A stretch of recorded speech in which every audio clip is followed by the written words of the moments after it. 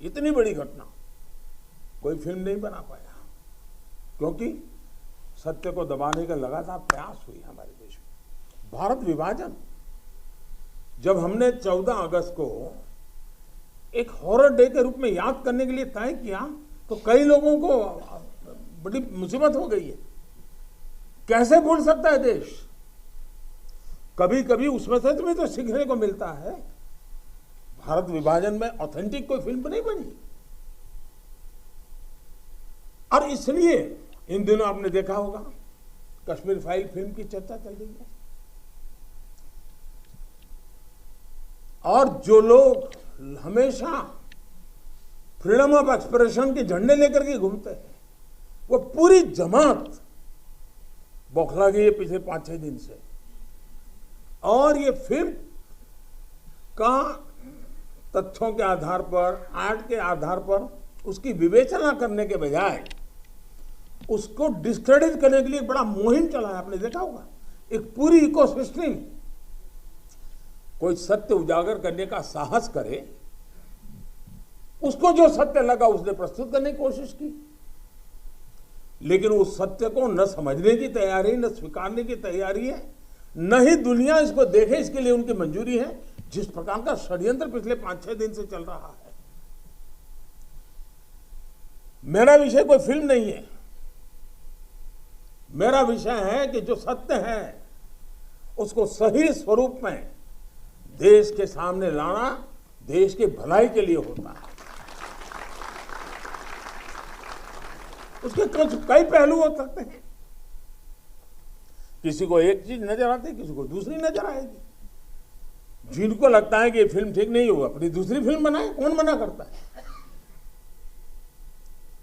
लेकिन उनको हैरानी हो रही है कि जिस सत्य को इतने सालों तक दबा करके रखा, उसको तथ्यों के आधार पर जब बाहर लाया जा रहा है और कोई मेहनत करके ला रहा है, तो उसको पूरी इकोसिस्टम लग गई है, पूरी इकोसिस्टम लग गई है। मैं समय हूं। द कश्मीर फाइल्स को पीएम ने आखिर प्रमोट क्यों किया? पीएम के प्रमोट होने के बाद राज्यों में टैक्स फ्री क्यों करवाया गया? पूरा सच आइए जानते हैं न्याय चक्र एनसीटीवी पर। आजकल एक फिल्म जोरों पर चल रही है और ज़्यादा से ज़्यादा देखने के लिए सियासी गलियारों में आम चर्चा है।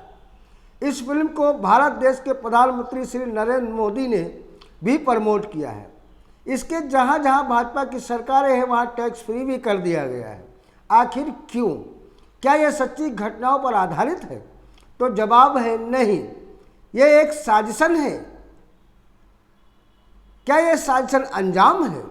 जो विधानसभा चुनाव के तुरंत बाद राजनीतिक हवा दी जा रही है, जिसमें हिंदू मुस्लिम का खेल भारत में फैले और एन केन आगामी 2024 का लोकसभा चुनाव आसानी से 80-20 को लेकर जीता जा सके।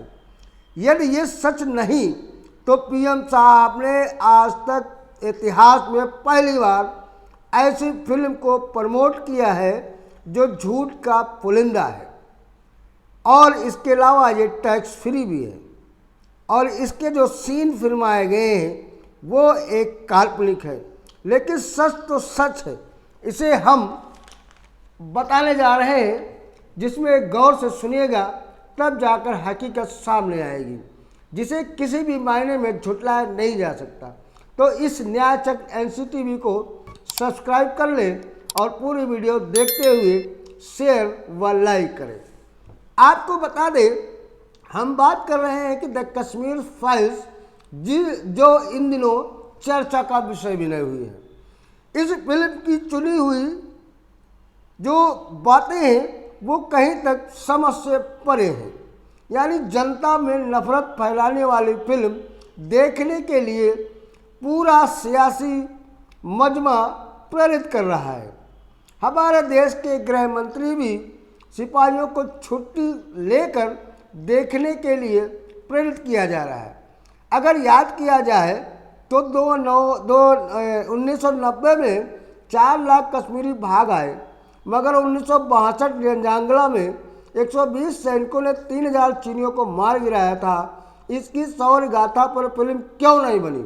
तो द कश्मीर फाइल्स क्यों और कैसे बनी, तो एक बात उभर कर सामने आ रही है।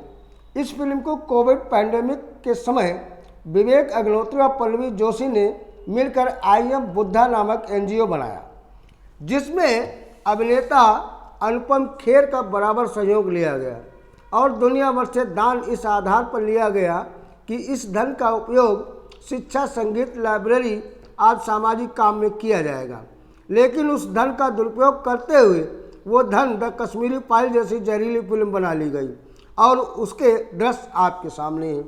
अब आप बताइए, बुद्ध के नाम से NGO के माध्यम से दुनिया भर के बुद्धिस्ट देशों को लूटा गया, क्योंकि देवी देवताओं के नाम पर अब कोई इतना बड़ा धन तो इकट्ठा नहीं कर सकता, इसलिए बुद्ध के नाम का सहारा लिया गया। तो सवाल ये है, बौद्धिस्ट लोगों ने आखिर इस पर संज्ञान क्यों नहीं लिया?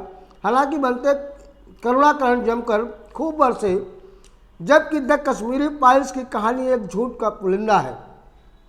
इसको लेकर स्क्वाड्रन लीडर की पत्नी कोर्ट पहुंचकर कहा कि कहानी को एक तरफ दिखाया गया है, जो सोशल मीडिया पर वायरल हो रही है। अगर फिल्म बनानी थी तो पुलवामा हमले पर भी बनाते, जिसमें 350 kg RDX कहाँ से आया। दूसरी ओर भारत के निम्न वर्गों पर होते हुए अत्याचार, भुखमरी, जातिवाद, सांप्रदायवाद पर भी फिल्म बनाते। सच तो यह है कि भारत की ऐसी दुर्दशा को छिपाकर एक तरफा काल्पनिक गाथाओं को परोसकर एक छत्र राज करना है और धन बुद्ध के नाम पर एकत्र करना है। तो इसका जवाब हमें कमेंट बॉक्स में अवश्य दीजिए। तो इसी तरह सच्ची घटनाओं को अंजाम तक पहुंचाने के लिए देखते रहे न्याय चक LCTV ब्यूरो रिपोर्ट।